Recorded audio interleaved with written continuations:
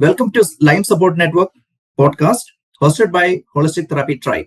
In each episode, we talk with someone from the Lyme community, like a doctor, warrior, coach, advocate, or an entrepreneur, to hear their personal story and insights. Today, our focus is on a Lyme warrior. Our guest is Sahana Richardson. Sahana is a wife, mom, stepmom, and a proud grandma. And her health journey has been nothing short of transformative.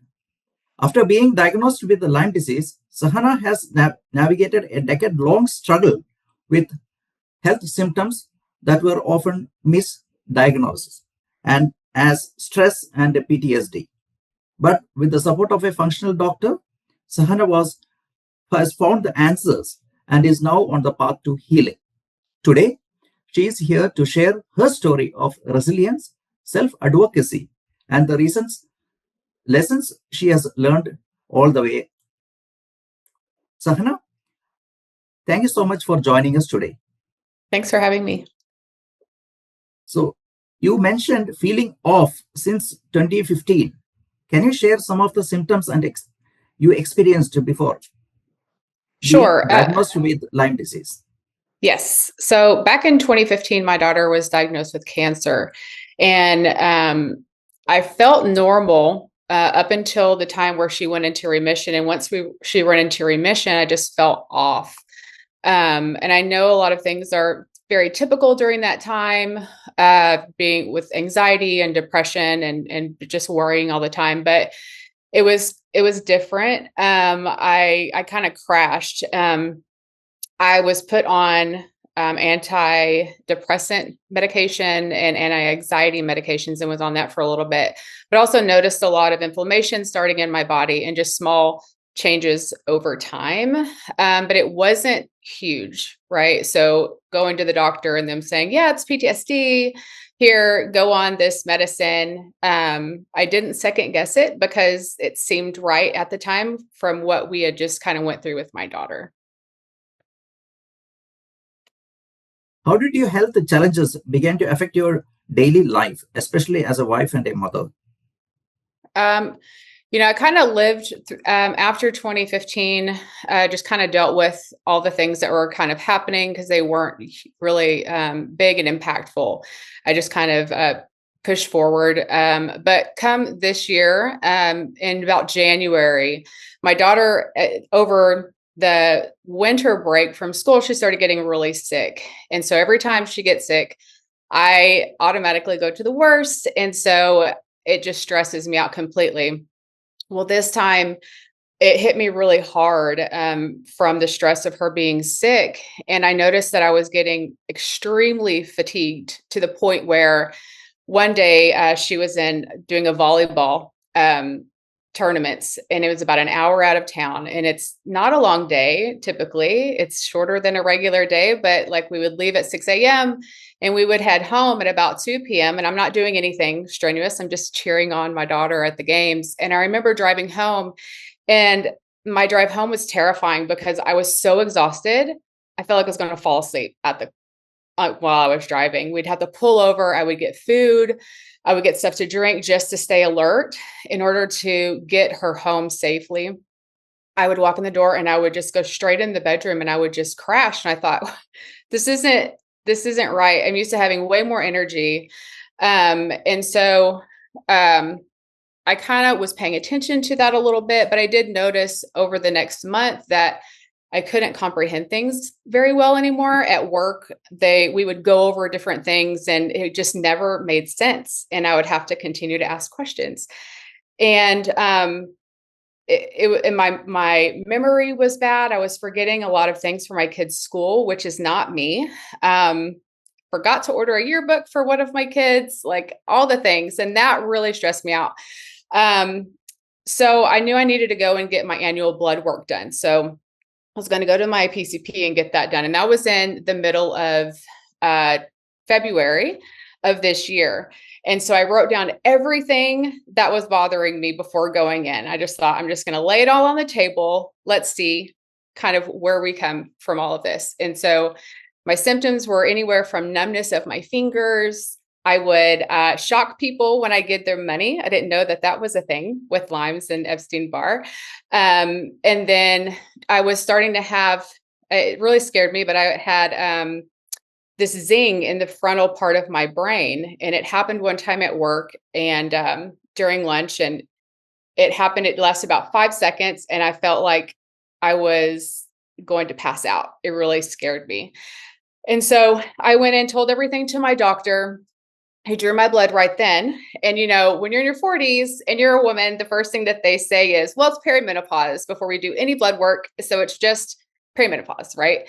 And so he prescribes me an estrogen cream before even getting anything back. And so I didn't take it. I spoke with my chiropractor that I really trust. And she was like, just hold off. Let's wait and see what's happening. And so I waited, got my blood work back, and everything looked really great. And actually, my estrogen was actually pretty high. So I really would have not been in a good spot if I would have taken the cream.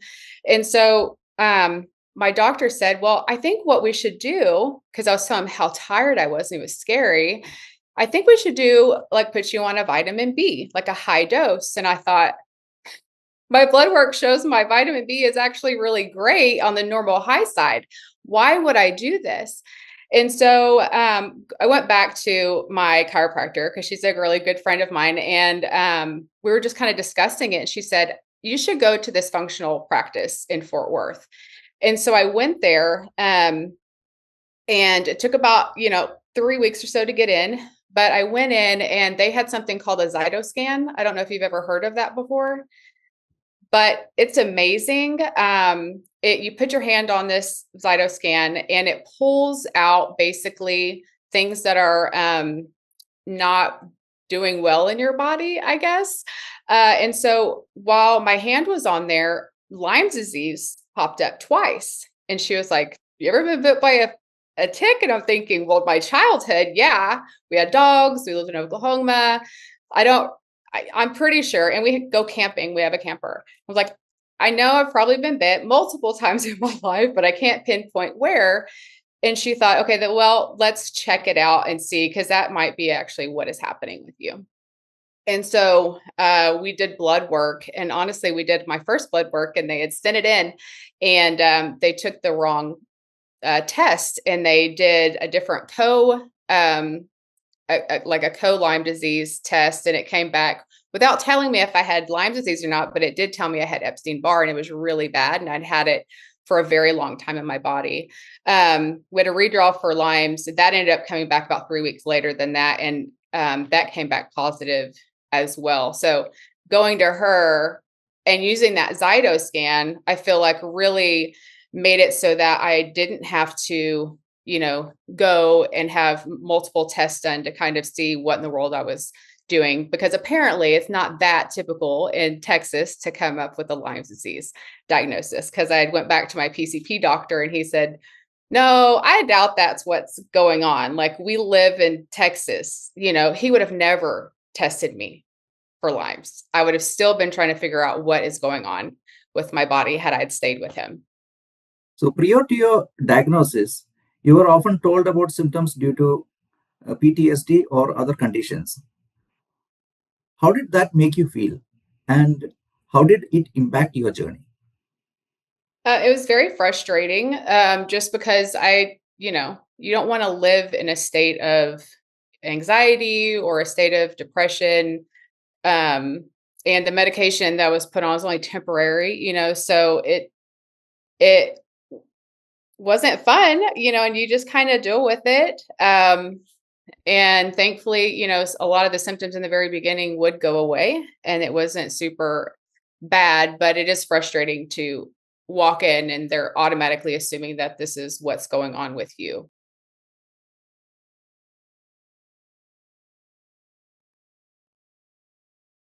So over a period of these years, you have been misdiagnosed a number of times. So what do you feel about that experience? It's frustrating.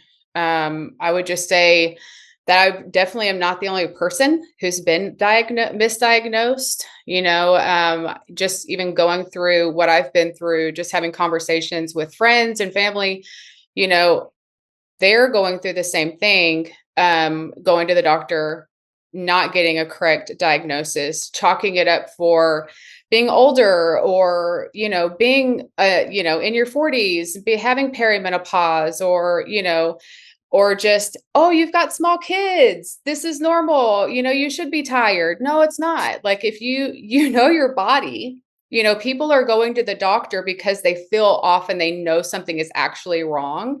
And when we're being told that we're fine, and it's almost like it's in our head, or it's for these other things that are out of our control, it's disconcerting, and it's hard, to go throughout your day to day.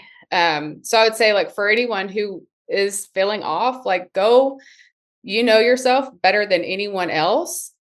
Go to a doctor, go to a functional doctor. You may go to one functional doctor and it may not be your person. Find someone else. You're going to find someone that you connect with, and that has like the same thoughts as you, and they're going to dig in. But don't chalk it up for PTSD or perimenopause or having small children. How did you advocate for yourself when doctors dismissed your symptoms, and what advice do you have for others facing similar challenges? Yeah, basically the same thing is,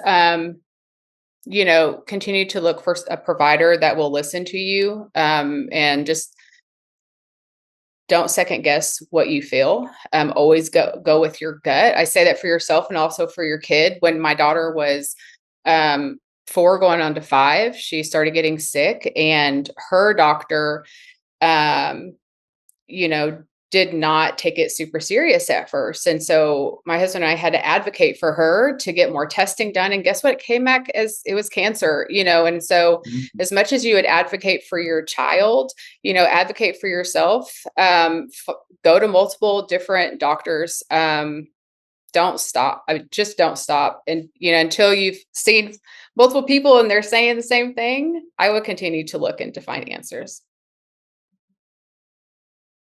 What key differences you have noticed in care provided by a functional doctor compared to the traditional healthcare provider? I know for the practitioner that I see in Fort Worth, I just know, for one, when you walk in, she really wants to find out the actual reasoning behind your symptoms and what's going on. I feel more heard going to a functional practice doctor. She, even though the Zyto scan said, hey, you've probably got Lyme disease, she wanted to back that up with science. We did blood work, just to confirm and make sure. And she's not willy-nilly on, telling me to take these supplements or take this medication just because this is kind of what she's seen before. It's kind of what you're going through, and backing it up with having the evidence if that's what you actually have. And so for that's been huge. Like I said, my PCP was prescribing me stuff before blood work came back, just because of my age and being a female. And so that's been big with her. And I know that even when the diagnosis came, it was a conversation like, let's talk about how do we want to go through, the next like the process with your treatment and everything, and she knows I'm not huge with antibiotics, but, we discussed it. We decided that antibiotics is the best, action to take right away. And so we did that, and then decided, together, that I wanted to heal my gut health. And so that's really what we're focusing on before we even get into the herbal remedies, And so I feel like I have more of a voice with her. And I don't technically always feel that way going with a regular practitioner. What role did you play in collaborating with your functional doctor to create a treatment plan? Basically just going through and discussing, I gave her, like I said, how I feel about taking antibiotics, and we really talked through that process. She wanted to make sure that we still went through the right protocols to make sure that we're getting rid of my symptoms and putting my body into remission. But, doing that, she also knows that I don't like antibiotics so much, and it really upsets your gut. And so she prioritized gut health right away for me to make make me feel better about doing that protocol of the doxycycline. Lyme disease can be isolating. How did you cope with the loneliness that this illness often brings? Man, I didn't realize it would be so lonely. I mean, I was pretty lonely when my daughter was going through treatment, but it was like it's your kid, you're all about them. And so you don't let your mind really wander, I think. But going through this was really hard. Really makes me want to cry. And I realized that I have a lot of work to do on myself with other people when they're going through stuff too. But it was hard. It was hard. Felt really lonely. Did you encounter any unexpected challenges in your journey with Lyme disease? The loneliness, definitely, but the tired, just how tired you were. And I still feel I'm in a flare right now, so I'm just exhausted all the time. But I didn't realize how tired I would really be to the point where you really don't want to get up. You try to get tons of sleep at night to feel more rested for your family the next day, and you don't ever wake up feeling rested. That's hard. What have been some of the most difficult moments on your healing path? Not being able to take an easy pill, and knowing that it's going to last forever. That's been difficult to think about. How did you manage to keep your mental health intact while navigating such physically demanding illness? Oh, still learning about that. I don't really know. I think for myself, with the help of my practitioner, she forces me to go outside and walk. She forces me to go in the morning sun, deep breaths, meditation. Having support is really helpful. My husband is fully aware now that I'm so tired that it's like there's days I don't want to cook, and that's happening a lot lately, and so for him to step in and help with that has really helped, because when you're a mom, all you want to do is take care of your family. In fact, you are having a big family. Yes. Big family. I have another grandkid that's due next month, so I need energy for this, for sure. Yeah. So what type of treatments you have explored so far for Lyme disease, and which one have given the most positive impact on your health? I started off with the doxycycline. I didn't feel great on it, but I will say that it took away a lot of my symptoms. I was having, like, if you have Lyme disease, you've probably had like the creepy crawly feeling of bugs underneath your skin. That has went away. Thank you. So glad about that. So that was good. Just taking a lot of those symptoms away and kind of putting it back in that box.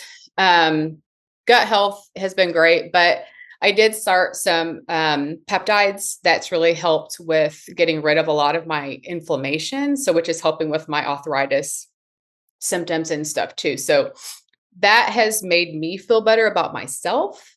Just because, I don't feel so swollen all the time. That's been big. So do you like to introduce your practitioner? Oh, yes. I'm so bad. I really don't know her last name, but she's with Revive and Restore in Fort Worth. So if you're in the DFW area, she's there. Her name is Eden, and she is the one who specializes in the Zyto scans. Yeah, and she's doing which modality? Is it herbal or? She does focus on Chinese herbal medicine. Yeah. So she has a large background in that.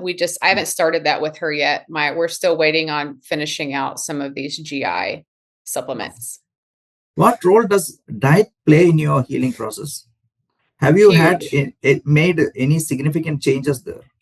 Yes. With Epstein-Barr, for one, a couple things that really flare you out are eggs and gluten. So I've had to pretty much take those away. I've taken eggs out completely, which is so hard because now I don't even know what to eat for breakfast. But then gluten, sometimes I'll have a little bit of gluten, but I don't feel great when I do. So those things. And then the seed oils have been big for inflammation, to remove those as well. So what changes you observed when you removed those items from your diet? Yeah, I've noticed with taking out the gluten and the eggs that I don't have, weirdly enough, as much anxiety and like internal body shaking. And a lot of the inflammation and just feeling like stiff joints. Have you tried any complementary therapies? And how was your, if so, what was your experience? The only thing I've tried, I haven't tried like acupuncture or anything, and I don't even know if this is in the same category, but I do uh big on chiropractic care. So I do when I know that my body is in that that sympathetic state, the fight or flight, I'm going to see my chiropractor 1 to 2 times a week. And on a normal basis, it's 1 time a week. You mentioned resilience and hope in your journey. How did you maintain a hopeful outlook even on the tough days?